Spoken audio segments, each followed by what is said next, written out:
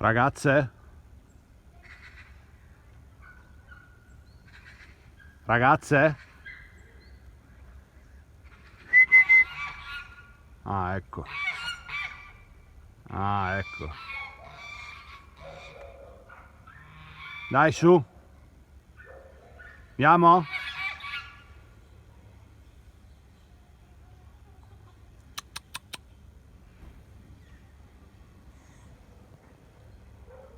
Andiamo a fare un giro? Eh?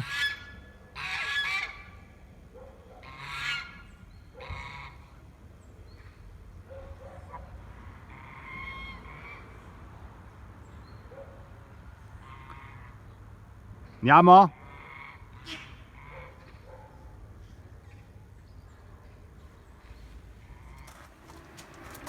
Ragazzuoli e ragazzuole, apriamo il video con la 33 qui in garage, che è in attesa degli ammortizzatori, più in forma che mai.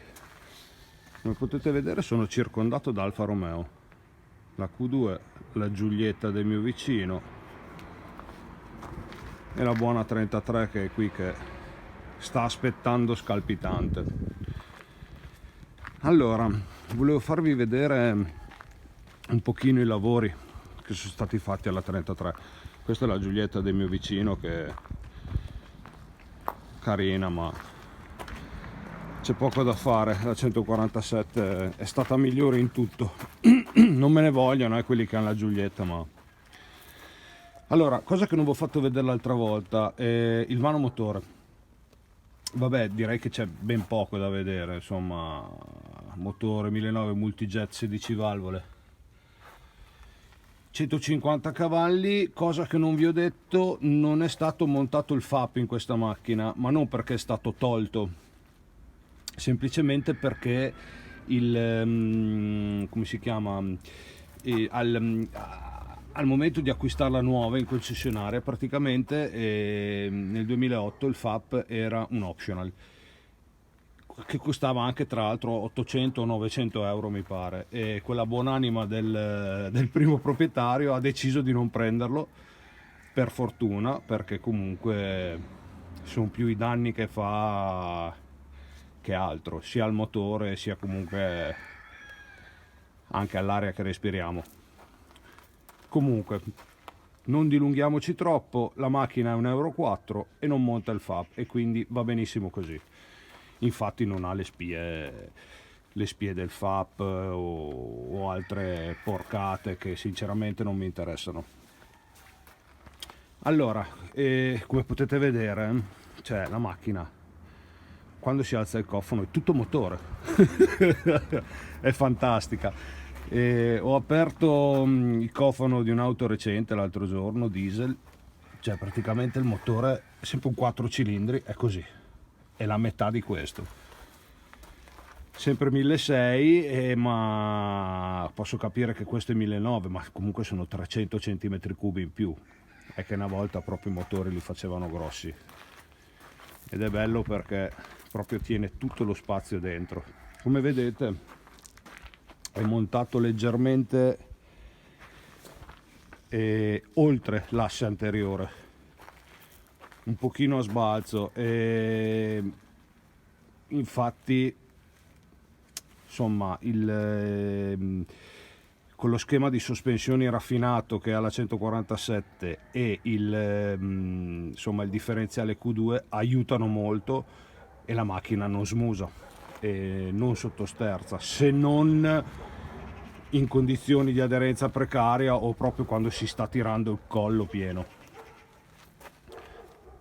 Bene, dai, allora, lavori fatti. È stato fatto un tagliando appena l'ho presa, tagliando che è stato comprensivo anche, non so se si vede lì, nuovo, comprensivo anche di filtro gasolio, che non era in cattive condizioni, ma comunque l'ho cambiato. Quindi tagliando completo, olio, filtri, termostato, che dopo vi farò vedere, che non era rotto ma l'ho cambiato, diciamo, per precauzione, ce l'avevo in casa. tutto il cambio del liquido del radiatore col suo liquido rosso, e batteria nuova, una Exide, una 70 ampere, e quindi col vano motore diciamo che siamo a posto. E la macchina diciamo che sì, a livello meccanico e propulsivo è a posto. Ecco, vedete, quello è il filtro gasolio, che è una stupidata, è da cambiare. Andiamo a vedere gli altri lavoretti che ho fatto. Vediamo anche la Giulietta, dai, così i giuliettisti non si arrabbiano. Allora, nell'ordine sono stati sostituiti i due ammortizzatori davanti, che erano, questo soprattutto, quello che vi dicevo, è scoppiato. Questo è ancora il suo originale, quindi c'ha 230.000 km. Braccetto superiore destro e sinistro. I tamponi degli ammortizzatori, che vedete che erano in condizioni, cioè, distrutti, infatti picchiavano un po'. Questi è un ricambio da pochissimi euro, si cambiano in un attimo, e quando si fanno gli ammortizzatori, insomma, sarebbe bene sempre sostituirli, tutti e due. Il termostato di cui vi dicevo, che vedete non è che era rimasto bloccato aperto, è tutto sporco e ossidato. Questo è un termostato di 15 anni che ha preso acqua e di tutto e di più, però insomma ancora bello. Avevano il difetto che si spaccava il collettore qui in plastica. Questo è ancora il suo termostato originale ed è ancora bello, vedete. Però insomma, per precauzione l'ho cambiato, tanto anche questo non costa molti euro, una cinquantina di euro. Intanto che avevo il motore aperto l'ho fatto fare, e quindi adesso col termostato nuovo, diciamo, la macchina si scalda anche più in fretta, nonostante il diesel sia abbastanza lento a scaldare. Però sì, vedete, era ancora perfettamente funzionante. Biellette sia la destra che la sinistra, qui adesso non so, ecco, vedete, qui aveva cominciato a prendere gioco, anche la gomma insomma si era rotta, è diventato duro, ha cominciato a prendere gioco, anche questo vedete leggermente ossidato. Queste non so se sono le sue originali, ma hanno comunque parecchia strada. Comunque cambiate anche loro, la destra e la sinistra. Questa è proprio dura, dura, la gomma vedete che si sta tutta sfaldando.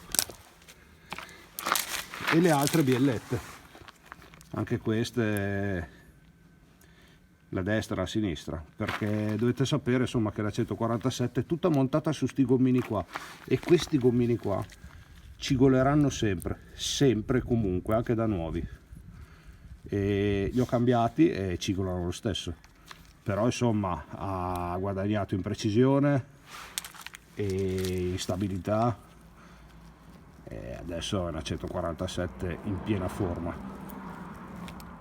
Ecco qua, vedete, questo proprio, forse si sente clic clic clic, questo proprio giocava, qui con la gomma tutta distrutta.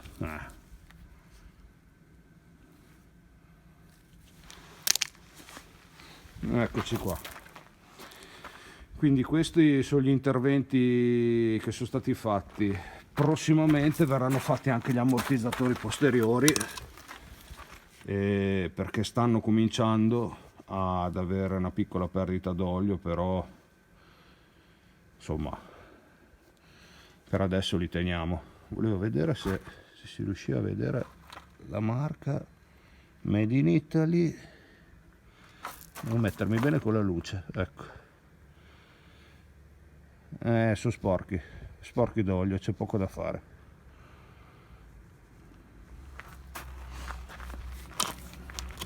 Anche durissimo. Comunque ammortizzatori specifici per la Q2, perché come ripeto quella 147 lì ha un assetto specifico, e anche sono specifiche anche i braccetti inferiori e i semiassi, cioè in poche parole quelli di una 150 cavalli non ci vanno, perché insomma è diversa per sfruttare appieno le qualità del differenziale autobloccante, differenziale che è in ottima forma e soprattutto non ha perdite, il cambio non ha perdite, il motore non ha perdite se non una piccola trasudazione dalla coppa dell'olio, ma la lascio lì perché è veramente minima, cioè poi mi sembra anche abbastanza normale. Però il motore qui insomma è in perfette condizioni, i tubi siamo messi abbastanza bene, fusibile impianto elettrico va tutto bene, i livelli sono stati riportati tutti a livello corretto, i duomi sono in perfette condizioni, solo sporchi, sia il destro che il sinistro.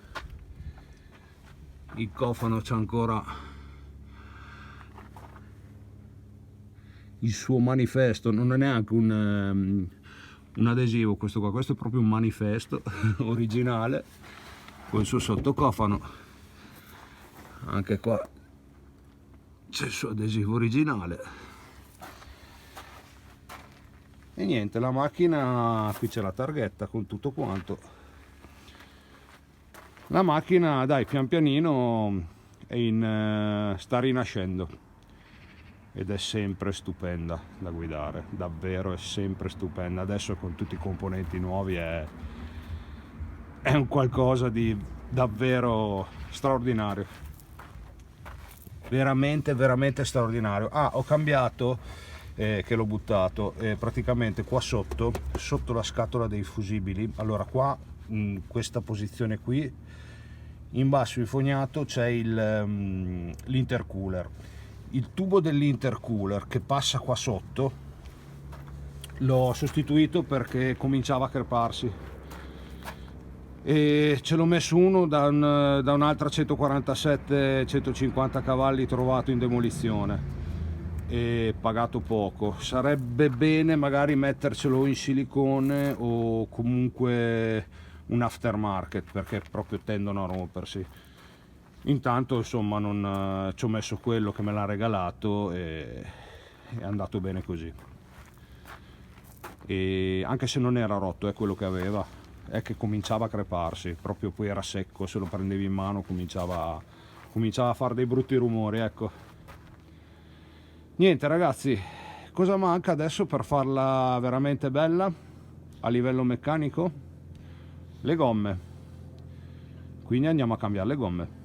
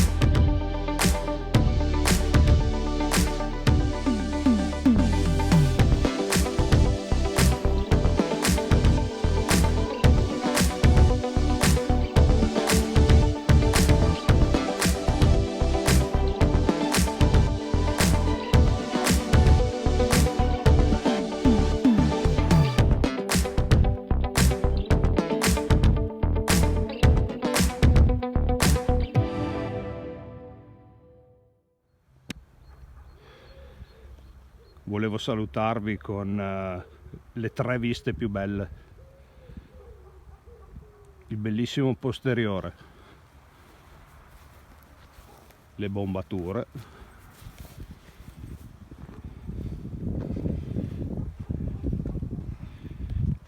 la laterale,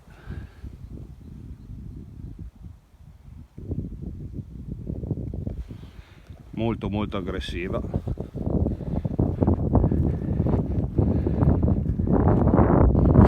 e l'anteriore.